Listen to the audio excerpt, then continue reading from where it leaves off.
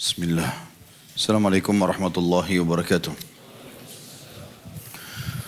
Alhamdulillah, tidak pernah berhenti lisan kita memuji Sang Pencipta Allah. Sebagai seorang muslim kita sangat yakin bahwasanya Allah satu-satunya raja, pemilik, penguasa, dan Dia yang menggantikan siang dan malam, menurunkan hujan, meningkatkan dan terus menciptakan populasi manusia, hewan-hewan, tumbuh-tumbuhan, yang mengurus, yang mengawasi semua yang terjangkau tidak terjangkau oleh mata kita. Dan Allah sebagai Sang Pencipta dengan kemahamurahannya menyuruh kita menikmati fasilitas yang telah Dia siapkan, hanya saja dibatasi dengan yang halal dan diperintahkan untuk meninggalkan yang haram, serta kita bersyukur dan berterima kasih. Dan dengan bersyukur juga berterima kasih setelah menikmati semua fasilitas tersebut, maka Allah Subhanahu wa taala akan menambah.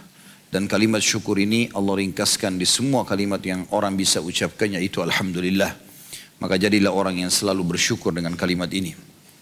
Selanjutnya kita panjatkan salam hormat kita kepada utusan Sang Pencipta Allah yang telah membawa kepada kita hukum halal haramnya, sehingga kita punya panduan hidup, tahu mana yang diperintahkan, dihalalkan, dan juga mana yang dilarang oleh Sang Pencipta Allah. Dan mengucapkan salam hormat kepadanya dijadikan ibadah bagi orang beriman oleh Sang Pencipta Allah, serta dijanjikan satu kali salam hormat dibalas dengan 10 kali tambahan rahmat. Maka jadilah orang yang selalu memuji dan memuja Allah, Alhamdulillah, selalu mengucapkan salawat dan taslim kepada Nabi besar Muhammad sallallahu alaihi wasallam. Melanjutkan bedah buku kita, panduan lengkap nikah dari A sampai Z, dan kita masuk ke poin ke-7, yaitu di antara pernikahan yang diharamkan. Dan sudah kita jelaskan beberapa poin-poin sebelumnya, pernikahan-pernikahan yang ada di masa jahiliyah, yang itu tentu sudah dihapus dalam Islam. Di antara pernikahan yang tidak boleh dan diharamkan bagi seorang muslim, yaitu poin A-nya, nikah dalam masa iddah dan menikahi wanita kafir selain kitabiyah atau wanita Yahudi dan Nasrani. Yang dimaksud dengan nikah dalam masa iddah, perempuan kalau diceraikan oleh suaminya, misal suaminya mengatakan saya ceraikan kamu, maka mulai pengucapan kalimat tersebut sampai 3 kali masa suci atau 3 kali haid ke depan, maka berarti dia tidak boleh menikah sama orang lain.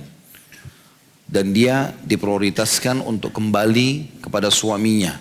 Baik suaminya salah memperbaiki atau suaminya benar, maka si istri minta maaf. Sebagaimana Allah Subhanahu wa taala berfirman dalam Al-Qur'an, "A'udzu billahi minasyaitonir rajim wa bu'ulatuhunna ahaqqu biraddihinna fi dzalika in aradu islaha." Dan para suami mereka lebih berhak untuk merujuki mereka di masa iddah itu kalau mereka ingin saling memperbaiki keadaan. Tapi kalau dia sudah tidak mau kembali sama suaminya, maka perempuan ini harus menunggu dulu masa iddah 3 kali suci atau 3 kali haid, barulah kemudian dia boleh menerima lamaran laki-laki lain atau menikah dengan laki-laki lain. Itu yang dimaksud dengan nikah dalam masa iddah. Begitu juga dengan wanita yang suaminya meninggal. Kalau suaminya meninggal, iddahnya 4 bulan 10 hari. Beda dengan kalau diceraikan tadi 3 bulan. Kalau ini 4 bulan 10 hari. Setelah selesai masa iddah 4 bulan 10 hari, baru dia boleh membuka diri menikah dengan laki-laki lain. Ya, selama itu tidak boleh sama sekali. Begitu juga dalam judul ini dikatakan dan menikahi wanita kafir selain kitabiyah. Kitabiyah maksudnya ahli kitab, Yahudi dan Nasrani. Karena dalam surah Al-Ma'idah, surah nomor 5 ayat 5, ini mudah dihafal, surah nomor 5 ayat 5, Allah Subhanahu wa taala menghalalkan kita laki-laki muslim untuk menikahi wanita kafir tapi khusus Yahudiyah atau Nasraniyah, dikenal dengan wanita kitabiyah. Tapi nggak boleh menikah dengan wanita Hindu, wanita Buddha, atau ateis. Ya. Cuma kalau Yahudi dan Nasrani dibolehkan, boleh hukumnya, tapi bukan dianjurkan. Seperti misalnya kondisi seorang Muslim berada di negara kafir, nggak ada Muslimah, dia takut fitnah akan dirinya, maka itu boleh dia menikah dengan wanita ahli kitab, walaupun mereka tetap dalam agamanya. Tapi ini tidak berlaku sebaliknya, tidak boleh wanita muslimah menikah sama laki-laki kafir walaupun laki-laki itu ahli kitab. Itu tidak dibolehkan karena Allah Subhanahu wa taala menyebutkan dalam firman-Nya, lahunna hillun lahum wa lahum yahilluna lahun. Jadi pada saat wanita-wanita hijrah dari Mekah kena masuk Islam ke Madinah, Maka suami-suami mereka protes, menyebarkan isu kalau Muhammad mengambil istri-istri kami. Pada saat Nabi SAW suruh kembali kepada suaminya, lalu Allah melarang itu. Allah melarang, hai Muhammad, jangan kau kembalikan mereka pada suami-suami mereka yang kafir itu. Ketahuilah mereka ini tidak halal bagi laki-laki itu, dan mereka pun laki-laki tidak halal bagi perempuan-perempuan ini.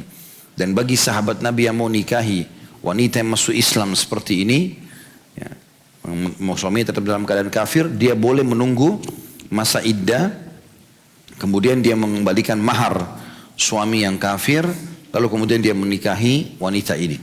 Ya. Tapi selain daripada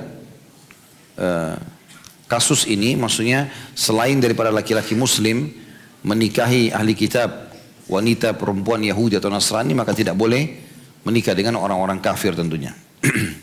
Allah Subhanahu wa taala menyebutkan tentang masalah larangan tersebut di dalam surah Al-Baqarah ayat 221, diangkat oleh penulis, a'udzubillahi minasyaitonirrajim, wala tankihul musyrikati hatta yu'min wala amatum mu'minatun khairum min musyrikatin walau a'jabatkum wala tunkihul musyrikina hatta yu'minu wala 'abdun mu'minun khairum min musyrikin walau a'jabakum ulaika yad'una ila an-nar wallahu yad'u ila al-jannati wal maghfirati bi'idnihi wa yubayyinu ayatihi lin-nasi la'allahum yatadhakkarun. Dan janganlah kamu nikahi wanita-wanita musyrikah sebelum mereka beriman. Sesungguhnya wanita budak yang mukmin lebih baik daripada wanita musyrik, walaupun dia menarik hatimu, walaupun perempuan itu cantik, terkenal dan seterusnya. Dan janganlah kamu menikahi orang-orang musyrik dengan wanita, jangan kamu menikahkan orang-orang musyrik laki-laki dengan wanita-wanita mukminah sebelum mereka para laki-laki itu beriman. Sesungguhnya budak laki-laki mukmin lebih baik daripada orang-orang musyrik, walaupun dia laki-laki musyrik itu menarik hatimu hai para muslimah. Mereka mengajak ke neraka, sedang Allah mengajak ke surga dan ampunan dengan izinnya, dan ampunan dengan izinnya. Dan Allah menerangkan ayat-ayat atau perintah-perintahnya kepada manusia supaya mereka mengambil pelajaran. Jadi ayat ini jelas kita dilarang tidak boleh menikah dengan orang-orang musyrik, yang boleh cuma ahli kitab. Kalau yang pegang buku, di sini tidak dituliskan dalil tentang menikah sama ahli kitab. Tapi sudah saya sebutkan tadi, boleh menikahi laki-laki muslim, boleh menikahi wanita ahli kitab dalam surah Al-Maidah surah Nur ayat 5. Pernikahan kedua yang tidak boleh dan diharamkan adalah nikah dengan wanita-wanita yang diharamkan karena senasab. Satu jalur nasab, ibu, tante, saudari, ponakan, anak, ya. Dan musahara atau hubungan kekeluargaan karena ikatan perkawinan. Di sini maksudnya adalah seperti istri tidak boleh digabung dengan tantenya, ya. Dilarang. Kalau orang mau poligami pun tidak boleh, walaupun tantenya bukan mahram kita. Jadi misalnya saya nikah sama istri saya, maka tante dia bukan mahram saya, tidak boleh saya salaman. Ibunya saja yang mahram, mertua saya. Tapi saudarinya, ibunya atau saudari mertua saya bukan mahram. Walaupun bukan mahram, karena ada kasus pernikahan saya sama istri, saya tidak boleh poligami menggabung antara si istri dengan tantenya. Kecuali kalau cerai sama istri baru terbuka pintu boleh menikah sama tantenya, seperti itulah, ya. Yang dimaksud dengan hubungan kekeluargaan karena pernikahan. Begitu juga menggabungkan antara dua orang saudari. Kalau dalam kasus poligami kan boleh laki-laki menikah lebih dari satu wanita, tapi tidak boleh dia gabung adik kakak dalam satu naungan, kecuali dia ceraikan salah satunya atau meninggal baru dia nikahi yang lainnya. Seperti kasus Ruqayyah radhiyallahu anha, anak Nabi SAW waktu dinikahi oleh Utsman bin Affan, meninggal, Nabi nikahkan sama Ummu Kalthum radhiyallahu anhum ajma'in. Allah berfirman tentang wanita-wanita ini, siapa saja yang tidak boleh kita nikahi. Allah jelaskan dalam surah An-Nisa ayat 23. A'udzu billahi minasyaitonir rajim. Hurrimat 'alaikum ummahatukum wa banatukum wa akhawatukum wa ammatukum wa khalatukum wa banatul akhi wa banatul ukhti wa ummahatukum allati arda'nakum wa akhawatukum minar radha'ah wa ummahatu nisaikum wa raba'ibukum allati fi hujurikum min nisaikum allati dakhaltum bihin فإن لم تكونوا دخلتم بهن فلا جناح عليكم وحلائل أبنائكم الذين من أصلابكم وأن تجمعوا بين الأختين إلا ما قد سلف إن الله كان غفورا رحيما. diharamkan atas kamu mengawini. Yang pertama dilarang ibu-ibu kalian. Gak boleh menikah sama ibu sendiri. Berarti juga di sini tidak boleh ibu nikah sama anaknya. Gitu. Kemudian anak-anakmu yang perempuan, saudara-saudaramu yang perempuan. Ya, jadi ibu, kemudian yang kedua anak-anak, dan yang ketiga saudara-saudara perempuan, yang keempat saudara-saudara bapakmu yang perempuan, tante dari ayah. Kemudian yang kelima saudara-saudara ibumu dari perempuan, tante dari ibu. Yang keenam anak-anak perempuan dari saudara-saudaramu laki-laki, ponakan dari adik atau kakak kita laki-laki. Kemudian yang ketujuh anak-anak perempuan dari saudara-saudaramu yang perempuan, ponakan dari saudari kita perempuan, adik atau kakak kita yang perempuan punya anak, itu ponakan dari saudara perempuan, tidak boleh. Yang kedelapan ibu-ibumu yang menyusuimu. Nanti akan kita jelaskan di sini berapa kali susuan baru dihitung, ya, itu ibu susuan dan tidak boleh kita menikah dengannya. Kemudian yang kesembilan saudara perempuan sesusuanmu. Jadi kalau saya disusui oleh seorang ibu tetangga, dia punya 3 anak perempuan, saya disusui sampai kenyang. Ada khilaf di antara pendapat, ada yang mengatakan 1 kali, ada yang mengatakan 3 kali, ada yang mengatakan 5 kali sampai kenyang. Maka ibu itu jadi mahram buat saya, tidak boleh saya nikahi. Anak-anaknya yang perempuan juga jadi mahram buat saya. Saudara-saudara susuan. Kemudian yang ke-10, dan dan ibu-ibu istrimu, mertua. Kemudian yang ke-11 ibu-ibu atau anak-anak istrimu yang dalam pemeliharaanmu dari istri yang telah kamu campuri. Ini yang ke-11. Jadi misalnya seseorang di antara kita laki-laki nikah sama janda, janda itu punya anak gadis. Kalau kita sudah menggauli si janda walaupun cuma sekali saja biologis, maka anaknya jadi mahram abadi. Walaupun cerai sama ibunya, tetap anaknya nggak boleh kita nikahi. Jadi seperti anak sendiri. Kecuali satu keadaan kita menikah dengan janda tersebut, belum sempat digauli, meninggal misalnya, atau bercerai, maka berarti anaknya belum jadi mahram. Jadi Allah katakan di sini, dan anak-anak istrimu, janda, yang dalam pemeliharaanmu, ikut bersama kamu, dari istri yang telah kamu campuri, gauli. Tetapi jika kamu belum bercampur dengan istrimu itu, dan sudah kamu ceraikan, maka tidak berdosa kamu mengawininya. Maksudnya nyanya kembali kepada anaknya si janda tadi. Yang ke-12, dan diharamkan bagimu istri-istri anak kandungmu, menantu. Tadi kan sudah jelaskan mertua jadi mahram. Menantu juga begitu. Jadi kalau kita punya anak laki-laki, misalnya saya ayah, anak laki-laki saya nikah sama seorang wanita. Maka setelah menikah dan digauli oleh anak saya, betul jadi anak mantu gitu kan, otomatis jadi mahram buat saya. Walaupun anak saya ceraikan istrinya. Karena sudah jadi mahram, tidak ada namanya mantan mertua, tidak ada mantan anak mantu. Selamanya, sekali kita nikah, maka itu sudah punya hubungan. Ini Allah sebutkan. Yang ke-12, dan diharamkan bagimu istri-istri anak kandungmu atau menantu. Berarti dari sini keluar juga hukum, tidak masuk hukumnya istri anak angkat. Jadi kalau kita anak angkat, terus dia menikah walaupun dari kecil sama kita, tetap pasangannya bukan mahram. Contoh kasusnya Zaid bin Harithah radhiyallahu anhu yang pernah jadi anak angkat Nabi SAW. Nabi nikahkan dia dengan sepupu Nabi namanya Zainab binti Jahash radhiyallahu anha.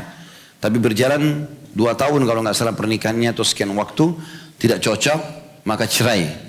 Setelah cerai, Allah nikahkan Nabi SAW dengan mantan istrinya Zaid, yaitu Zainab, untuk menjelaskan hukum kalau mantan istri anak angkat itu bukan mahram, boleh dinikahi. Kemudian selanjutnya yang ke-13, dan menghimpun dalam perkawinan 2 perempuan yang bersaudara. Tadi saya bilang kalau orang poligami nggak boleh nikahi langsung adik kakak. Kecuali kata Allah yang telah terjadi pada masa lampau, di masa jahiliyah. Sesungguhnya Allah maha pengampun lagi maha penyayang.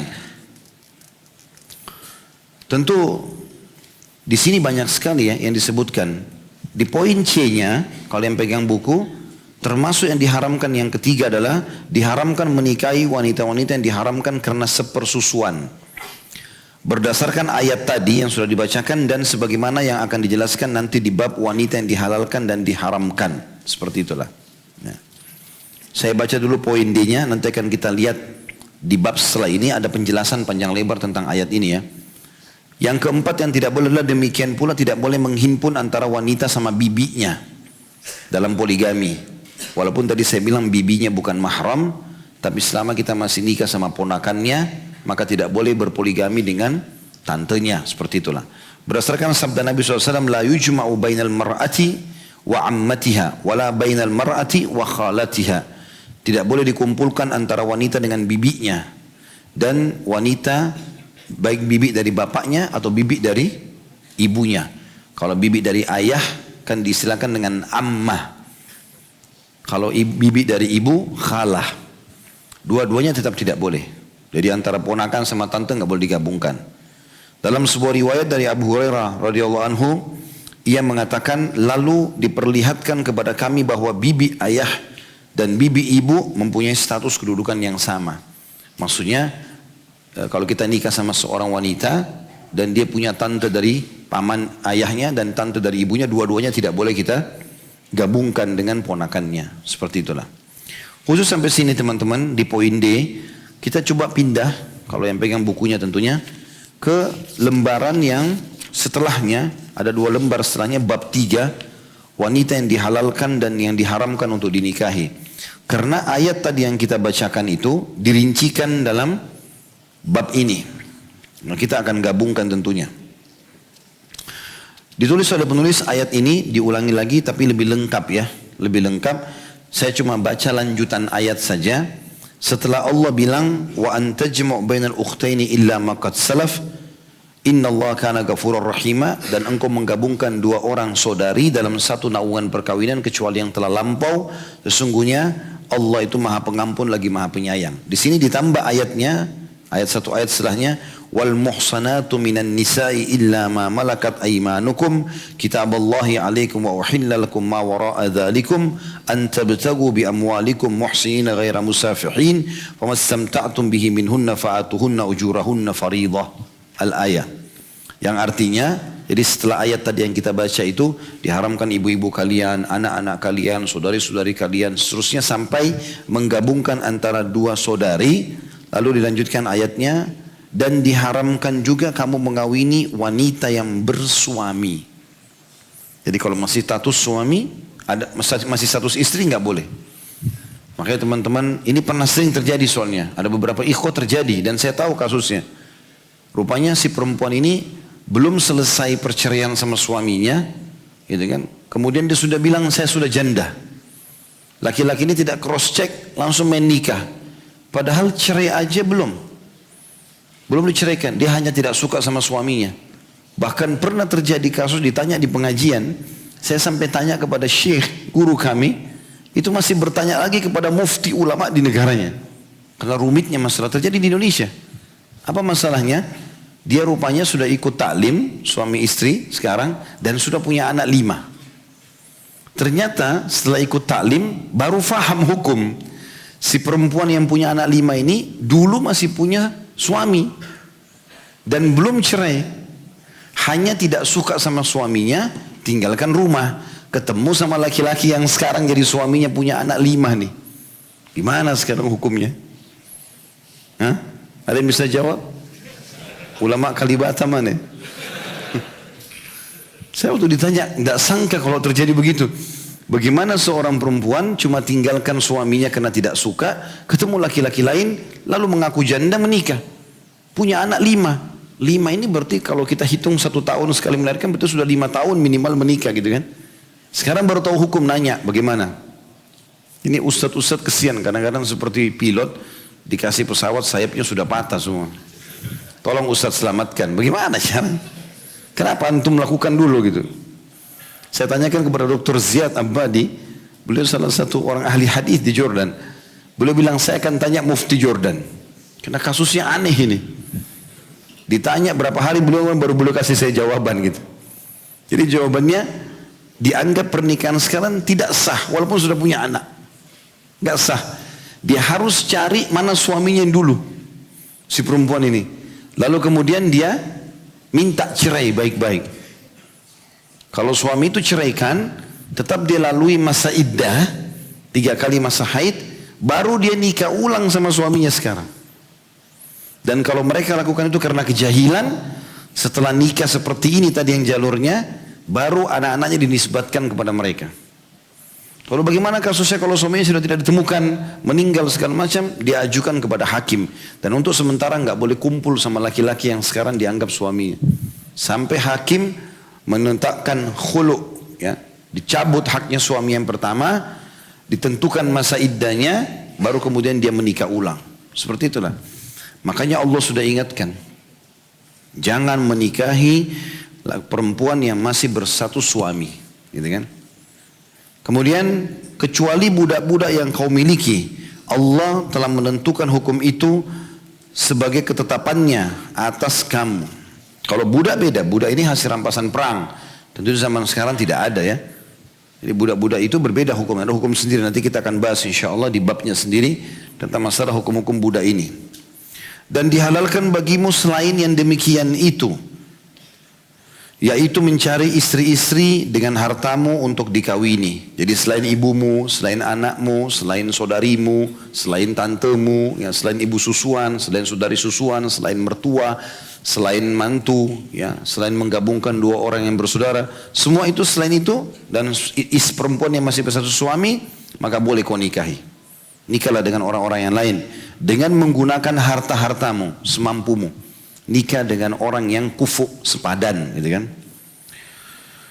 Bukan untuk berzina. Tidak boleh ngajak mereka kumpul untuk berzina. Maka istri-istri yang telah kau nikmati atau campuri di antara mereka, berikanlah kepada mereka maharnya dengan sempurna sebagai satu kewajiban. Artinya kalau kau sudah menggauli dia, maka rutinkanlah apa yang harus kau berikan dari nafkahmu dan seterusnya. Dari di sini ada tambahan ayat An-Nisa 23-24, ada tambahannya tidak boleh menikahi wanita yang masih berstatus istri. Itu kalau kita kembali ke halaman 61, ada disebutkan itu ya. Ada di poin G, ya, di halaman 62. Tidak boleh menikahi wanita yang masih berstatus suami atau masih bersuami, dan tidak boleh menikahi wanita pezina. Seperti itulah. Imam Bukhari meriwayatkan, saya masih membaca di halaman 68 bagi yang pegang buku. Al-Bukhari meriwayatkan dalam sahih dari Ibnu Abbas radhiyallahu anhuma, 7 golongan yang dihalalkan untuk dinikahi karena alasan nasab, dan 7 golongan karena alasan musahara atau semendah dan ikatan perkawinan. Kemudian dia membaca hurrimat alaikum ummahatukum, atau diharamkan atas kamu mengawini ibu-ibumu. Jadi ada orang yang golongan yang dihalalkan dinikahi, ada yang tidak halal untuk dinikahi, dan sudah disebutkan dalam ayat tadi. Artinya semua tadi yang tidak boleh, ibu tidak boleh, berarti selain ibumu boleh. Anakmu tidak boleh, berarti selain anakmu boleh. Seperti itulah ya. Al-Hafidh berkata dalam Al-Fatih, Al-Fatih ini nama kitab Syarah Sahih Bukhari. Dalam riwayat At-Tabarani dari jalur selain Maula Ibnu Abbas, dari Ibnu Abbas disebutkan di akhir hadis tersebut, kemudian membaca hurrimat ummahatukum, diharamkan atas kamu mengawini ibu-ibumu, hingga ayat wa banatul akhi wa manatul ukhti, anak-anak perempuan dari saudara-saudaramu laki-laki dan anak-anak perempuan dari saudara-saudaramu perempuan. Kemudian mengatakan inilah senasab. Kemudian membaca wa ummahatukum allati arda'nakum, ibu-ibu kalian yang menyusui kalian, saudara-saudara perempuan sepersusuan, hingga akhir ayat wa antajum bainal ukhtain, dan engkau menghimpun dalam perkawinan 2 perempuan yang bersaudara, dengan membaca wala tankihu ma nakaha aba'ukum minan nisa, dan jangan pula kalian menikahi wanita-wanita yang telah dinikahi oleh ayahmu, surah An-Nisa. Lalu mengatakan inilah semenda ya. Jadi ada yang jalur nasab langsung tidak boleh kita nikahi, ada juga orang yang tidak boleh kita nikahi karena jalur pernikahan ya. Seperti kita tidak boleh nikahi ipar sementara masih ada saudarinya bersama kita. Tadi kan menggabungkan antara 2 orang. Tidak boleh menikah dengan menggabung antara ponakan sama tantenya dan seterusnya. Itu juga dengan saudara susuan, anak susuan, semua ini tidak dibolehkan. Al-Hafidh berkata dalam Al-Fatih juga, atau kitab Al-Fatih Syarah Sahih Bukhari, menyebut sepersusuan dengan semendah atau sahar adalah boleh. Demikian pula istri orang lain. Mereka semua haram untuk dinikahi selamanya, kecuali menghimpun di antara 2 saudara dan istri orang lain. Jadi di sini dibahas bahwasanya kalimat semendah artinya orang yang tidak boleh dinikahi tapi tidak ada jalur nasab secara langsung kayak ipar tadi, kecuali kalau saudarinya sudah diceraikan kan gitu, tante kalau tidak boleh kamu sama ponakannya dan seterusnya. Dan boleh juga disebutkan orang-orang yang saudara susuan, ibu susuan, saudara susuan boleh disebutkan juga dengan semendah atau sahar. Ya. Ini selamanya tidak boleh dinikahi. Di zaman Nabi SAW pernah ada 2 orang sudah nikah. Sudah menikah, setelah selesai menikah, untung belum kumpul. Baru selesai nikah ada satu ibu tua datang mengatakan, ya Rasulullah, ini 2 orang ini pernah saya susuin. Beda orang tuanya, tapi pernah menyusui dari satu ibu. Maka ini tidak boleh menikah. Nabi SAW ceraikan langsung. Nabi bilang, bagaimana kalian bisa bertahan sementara kalian sudah ada yang mengatakan itu. Makanya kita sebutkan di sini di pengajian kita, akhwat kita, kalau yang Allah Masya Allah berikan ASI yang banyak, ya, kemudian dia mau donor ASI, kan di Indonesia ada tuh donor ASI ya. Maka kalau mau donor, tulis baik-baik itu. Namanya dia siapa, alamatnya di mana. Dan dia juga harus tahu, ini susu saya dikasih ke anak siapa. Misal kalau di rumah sakit itu ada 30 anak bayi, misal, anggap 30 anak bayi itu semuanya laki-laki. Ibu ini punya susu setiap hari dia kasih 5 liter misalnya. Atau berapa? Anak-anak ini semua 30 dikasih dari susu itu. Ini jadi mahramnya semua ini. 30 ini semua tidak jadi anaknya semua gitu. Ini bahaya sekali. Atau misal dari 30 anak itu 15 anak perempuan, 15 anak laki-laki. Susunya satu dari ibu ini yang mendonor ini. Maka nanti anak-anak itu tidak boleh nikah satu sama yang lain karena anak susuan. Nah, ini bahayanya. Makanya harus hati-hati gitu. Ya. Jadi jangan sampai nanti akhwat kita lagi main tetangganya lagi banyak asinya. Ini saya susuin anak kau ya. Dia main iya-iya saja, anaknya sampai kenyang. Karena ada pendapat yang mengatakan sekalipun kenyang sudah jadi anak susuan. Walaupun pendapat yang lebih kuat 5 kali. Ya. Tapi ada pendapat yang mengatakan sekalipun sudah. Kalau dia sudah susuin sekali, kemudian dia pindah kemana, ke luar negeri kah, kita udah nggak tahu. Dia punya anak nih. Satu waktu anak kita ketemu sama anaknya nikah, ini anak susuan. Gitu kan? Karena pernah disusui oleh ibu tersebut, maka harus hati-hati tentunya. Kata beliau termasuk dalam kategori orang-orang yang telah disebutkan ialah mantan istri kakek. Jadi ada ayat surah An-Nisa ayat 22, kita juga tidak boleh menikahi mantan istri ayah. Sebagaimana tidak boleh menikah dengan mantan suami ibu. Ya. Jadi kalau ada wanita sudah pernah dinikahi oleh ayah kita, maka itu jadi ibu kita selamanya, walaupun dia lebih muda. Misal contoh, ada duda umurnya 50 tahun. Istrinya meninggal atau dia ceraikan, dia menikah muda si bapak duda ini. Misal dia nikah umur 20 tahun misalnya. Sekarang dia umur 50 tahun, ada anak dia umurnya di atas 20 tahun misalnya, anggap 25 tahun umurnya misal. Ya. Kemudian sekarang dia duda, dia nikah sama anak gadis umur 19 tahun. Berarti kan istrinya dia sekarang si duda ini lebih muda daripada anak dia yang pertama tadi. Karena anaknya dari istri pertama 25 tahun, istrinya sekarang dia 19 tahun. Tetap nanti kalaupun cerai sama si duda ini, tidak boleh anaknya dia menikah sama perempuan ini. Walaupun lebih muda, ini dianggap ibunya. Itu Allah sebutkan dalam surah An-Nisa ayat 22, وَلَا تَنْكِهُ مِمَّا نَكَهَ آبَاؤُكُمْ مِنَ النِّسَاءِ. Dan jangan pernah kau menikahi siapapun yang pernah dinikahi oleh ayahmu. Nah, karena ayah berlaku hukum ini, maka sama juga dengan istri kakek. Itu dikatakan oleh penulis ini. Termasuk dalam kategori orang-orang yang telah disebutkan ialah mantan istri kakek dan nenek dari pihak ibu dan seterusnya ke atas. Demikian pula nenek dari pihak ayah dan cucu perempuan dari anak laki-laki dan seterusnya ke bawah. Jadi berlaku jalur ke atas, berlaku jalur ke bawah. Sebagaimana kita tidak boleh menikah sama anak mantu, ya, maka begitu juga seterusnya ke bawah. Demikian pula cucu perempuan dari anak perempuan dan anak perempuan keponakan perempuan dari saudara perempuan dan seterusnya ke bawah. Demikian pula anak perempuan keponakan perempuan dari saudara laki-laki, anak perempuan ponakan laki-laki dari saudara laki-laki. Jadi misalnya antum punya ponakan, saya misalnya punya saudari perempuan, punya anak, itu kan ponakan saya nggak boleh nikah sama ponakan saya. Anak ponakan saya pun ke bawah semua saya tidak boleh nikahi. Berlaku semua. Itu saya anggap cucu saya. Ponakan sama dengan anak. Maka anak ponakan berarti itu juga mahram saya. Nggak boleh saya nikahi.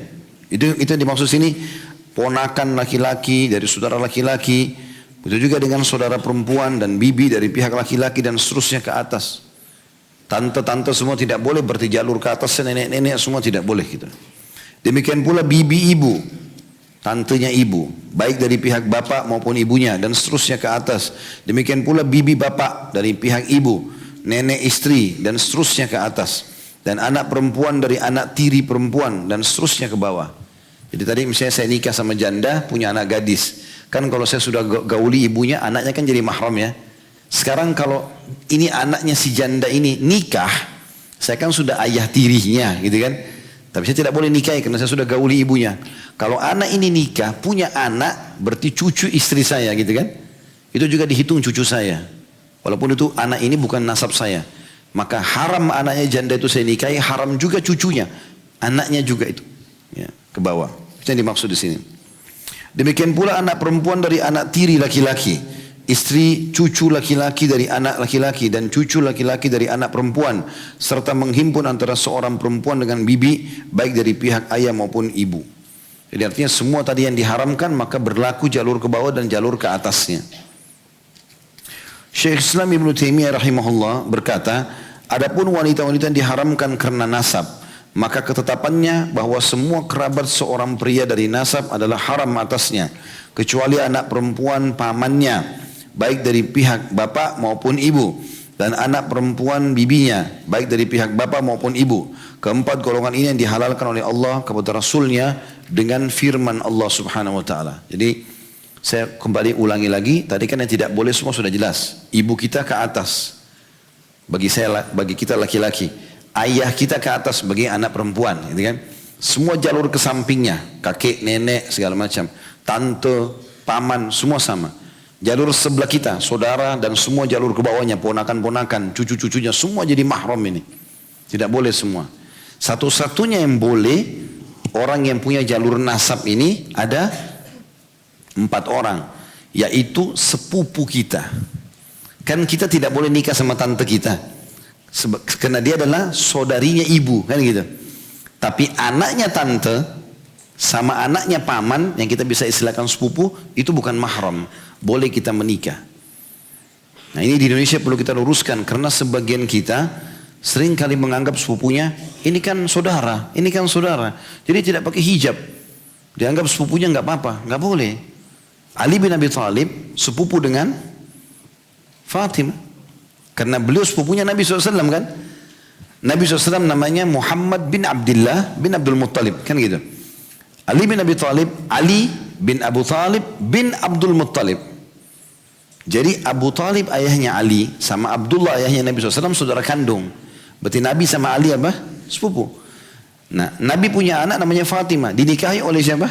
Ali. Ali sini seperti posisi paman ya. Atau bisa dikatakan juga sepupu, karena sepupu orang itu sepupu kita, maka ini bisa menikah. Sepupu boleh menikah. Ya, ini perlu difahami hukumnya tentunya. Jadi mereka bukan mahram. Jadi akhwat kita nggak boleh buka hijab di depan sepupunya. Kalau ayah sepupunya, berarti pamannya dia. Itu boleh. Karena mahram ayahnya. Tapi anaknya paman atau tante ini nggak boleh. Allah berfirman dalam masalah itu dalam surah Al-Ahzab ayat 50. A'udzu billahi minasyaitonir rajim. Ya ayuhan nabiyyu inna ahlalna laka azwajaka allati ataita ujurahunna wa ma malakat yaminuka mimma afa'a Allahu 'alaik wa banati 'ammika wa banati 'ammatika wa banati khalika wa banati khalatika allati hajarna ma'ak wa imra'atan mu'minatan in wahabat nafsaha lin-nabi in arada an-nabiyyu an yastankiha khalisatan laka min dunil mu'minin. Al-ayah. Hai Nabi, Allah SWT memanggil Nabi Muhammad SAW, sesungguhnya kami telah menghalalkan bagimu istri-istrimu yang telah kau berikan mas kawinnya. Kalau kau sudah penuhi syaratnya, kasih maharnya, akad nikah sudah nikah, maka halal. Tentu Nabi SAW berbeda dengan kita ya. Nabi SAW dinikahkan oleh Allah dari langit. Ya. Maka Nabi SAW tidak membutuhkan kalimat akad, gitu kan. Beda dengan kita. Ya, seperti kasus Nabi SAW dinikahkan oleh Allah SWT dengan Zainab binti Jahash. Itu disepakati oleh ulama dinikahkan oleh Allah dari atas langit karena Allah mengatakan falamma qada Zaidu minha watara zawwajnakaha. Pada saat Zaid sudah selesai urusannya dengan istrinya, kami nikahkan kau dengan mantan istrinya. Allah langsung nikahkan, maka jangan langsung jadi status istri Nabi. Itu berbeda dengan kasus kita. Kalau kita kan harus ada akad nikah dan seterusnya ya. Maka dikatakan, hai Nabi, sungguhnya kami telah menghalalkan bagimu istri-istrimu yang telah kau berikan mas kawinnya dan hamba sahaya yang kau miliki yang termasuk apa yang kau peroleh dengan dalam peperangan yang dikaruniakan Allah untukmu. Dan demikian pula anak-anak perempuan dari saudara laki-laki bapakmu, anak perempuan dari saudara perempuan ibumu. Maksudnya sepupumu. Anak pamanmu perempuan dan anak tantemu perempuan halal kau nikahi hai Nabi. Jadi sepupu dibolehkan. Anak-anak perempuan dari saudara laki-laki ibumu dan anak-anak perempuan dari saudara perempuan ibumu yang turut hijrah bersamamu. Ini semua sepupu tentunya. Dan perempuan mukminah yang menyerahkan dirinya kepada Nabi kalau Nabi mau mengawininya sebagai penghususan bagimu, bukan untuk semua orang mukmin. Nah, itu untuk potongan ayat yang terakhir ini teman-teman. Pernah Nabi SAW lagi duduk di masjid, lalu datang seorang wanita mengatakan, ya Rasulullah, di depan sahabat, aku menghibahkan diriku pada anda. Saya menghibahkan ya kalau anda mau nikahi saya bersedia jadi istri. Kalau enggak ya terserah. Artinya saya menyerahkan, silahkan nikahkan saya sama siapa yang anda tunjuk gitu. Dalam riwayat Bukhari disebutkan Nabi SAW serius memandangi wanita itu. Dan sepertinya beliau tidak punya hajat, maka beliau menundukkan pandangan lalu beliau mengangkatkan kepada para jemaah yang hadir, siapa yang mau nikahi wanita ini? Maka ada sahabat yang angkat tangan, saya Rasulullah. Maka Nabi SAW mengatakan, adakah sesuatu yang kau bisa jadikan sebagai mahar? Dia bilang, saya tidak punya ya Rasulullah, miskin. Nabi bilang, pulang cari walaupun cincin dari besi. Ya, maka dia pun pulang, dia balik, dia mengatakan tidak ada.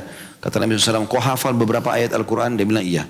Maka Nabi SAW bilang, aku sudah nikahkan kau sebagai maharnya adalah ayat-ayat Al-Quran itu. Ya, maka akhirnya menikahlah orang itu dengan wanita tadi yang menghibahkan dirinya. Ini juga ada hukum sendiri tentunya. Bukan aib seorang wanita menawarkan dirinya kepada laki-laki yang saleh. Kalau dianggap itu laki-laki yang pantas untuk mendampingi dia. Tapi tentu tidak ada pelanggaran agama. Bukan di sini menghibahkan diri, membiarkan dia digauli. Tapi dia menawarkan dengan santun. Saya mau menikah dengan anda bersedia atau tidak. Dan dia harus bisa menerima kalau jawabannya iya atau tidak itu adalah kembali kepada selera seseorang dalam pernikahan gitu kan. Kata beliau, jadi Allah Subhanahu wa taala menghalalkan bagi nabinya sallallahu alaihi wasallam dari wanita-wanita itu 4 golongan dan Allah tidak menjadikan hal itu sebagai kekhususan bagi beliau sehingga tidak berlaku untuk kaum mukminin lainnya kecuali wanita yang menghibahkan dirinya atau menawarkan diri untuk dinikahi, maka dia menjadikan hal itu sebagai kekhususannya. Beliau boleh menikahi wanita yang menghibahkan dirinya tanpa mahar dan ini tidak berlaku untuk selain beliau berdasarkan kesepakatan kaum muslimin. Maksudnya kalaupun ada orang menawarkan diri untuk menikah dengan seorang laki-laki mukmin, bukan berarti dia tidak boleh ya melalui akad nikah, mahar, wali, tetap harus ada itu. Khusus Nabi boleh, nggak ada mahar pun wanita itu kalau mau menikah dengan Nabi, Allah langsung bisa nikahkan dia. Tapi ini penghususan untuk Nabi SAW. Tapi kalau kita dapat penawaran dari seorang wanita baik-baik mau menikah, maka kita tetap melalui jalur syar'i, yaitu melalui walinya, akad nikah, mahar, 2 saksi dan seterusnya. Kemudian Syekh Islam Ibn Taimiyah, tentu ini disebutkan dalam Majmu' Fatawa Ibn Taimiyah di jilid 32 halaman 62. Kemudian Syekh Islam Ibn Taimiyah juga berkata, adapun yang berkaitan dengan wanita yang diharamkan karena semendah, bukan jalur nasab langsung tadi seperti ya saudara susuan, ibu susuan dan seterusnya, maka semua wanita semendah halal baginya kecuali 4 golongan. Dan ini bertolak belakang dengan sanak famili di mana keseluruhannya haram untuk dinikahi kecuali 4 golongan tadi. Kaum kerabat kedua pasangan suami istri semuanya halal kecuali 4 golongan, yaitu mantan istri ayah, mantan istri anak laki-laki, mantan anak mantu ya, atau mantan pasangan anak, ibu istri, artinya mertua, ibu istri dan anak-anak istri. Diharamkan atas kedua pasangan suami istri untuk memihak atau memihak orang tua dan anak-anak masing-masing. Jadi walaupun kita cerai sama istri yang janda, yang sudah kita gauli, tidak boleh kita nikahi anaknya lagi. Walaupun seorang akhwat cerai sama laki-laki duda, maka tetap tidak boleh dia nikah sama anaknya mantan suaminya tadi.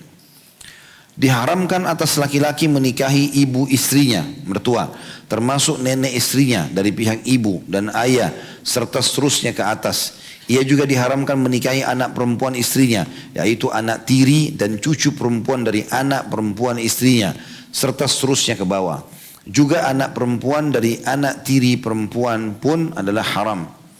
Ya, semua yang berhubungan dengan anak tiri kita ke bawah tetap tidak boleh kita nikahi. Termasuk di sini dikatakan kalau kita punya anak tiri, tadi bawaan janda itu, dia nikah sama duda lagi. Duda itu punya anak gadis. Maka di sini seakan-akan si anak istri kita yang janda tadi punya anak dari suaminya, itu anak tirinya. Tetap juga tidak boleh kita nikahi. Padahal tidak ada jalur langsung sama kita. Karena si anak istri tadi haram, maka anaknya dia kalau dia nikah sama duda pun tidak boleh kita nikahi. Ia diharamkan menikah juga dengan istri ayahnya dan seterusnya ke atas. Dan istri anak laki-lakinya serta seterusnya ke bawah. Dia nggak boleh nikah sama istri ayahnya, walaupun itu bukan ibu kandungnya. Dan semua jalur ke atasnya. Mertuanya ayah dan seterusnya. Dia juga tidak boleh nikahi istri anak laki-lakinya. Ya, menantunya. Dan semua yang berhubungan ke bawah. Anaknya, jadi kita nih jadi kakek. Ya, karena anak kita menikah sama seorang wanita, kita punya cucu. Cucu itu tidak boleh kita nikahi. Walaupun dia perempuan. Sebagaimana tidak boleh kita nikahi ibunya dia yang merupakan istri anak kita. Keempat golongan itulah yang diharamkan dalam kitabullah. Karena semenda. Keempat golongan itu diharamkan dengan akad. Kecuali anak tiri. Maka ia tidak diharamkan hingga kecuali sang pria telah mencampuri ibunya. Tadi yang kita bilang, kalau kita nikah sama janda, dia punya anak gadis, syaratnya supaya anaknya jadi mahram, abadi, kita gauli ibunya. Kalau tidak gauli ibunya berarti belum bisa atau belum jadi mahram. Adapun anak-anak perempuan dari kedua wanita berikut ini, dan anak perempuan dari ibunya, maka tidak diharamkan. Ia boleh menikahi anak perempuan istri ayahnya, dan anak perempuan dari istri anak laki-lakinya. Berdasarkan kesepakatan ulama, sebab dia bukan istri. Berbeda halnya dengan anak perempuan tiri. Karena anak dari anak tiri atau adalah cucu tiri. Begitu juga anak perempuan ibu atau ibu mertua tidak diharamkan. Ya. Jadi yang dimaksud di sini adalah kalau adapun anak perempuan dari kedua wanita berikut ini, anak perempuan dari ibunya, maka tidak diharamkan ia menikahinya anak perempuan istri ayahnya. Jadi kalau misalnya ayah kita menikah dengan seorang wanita, ternyata janda ini punya anak perempuan.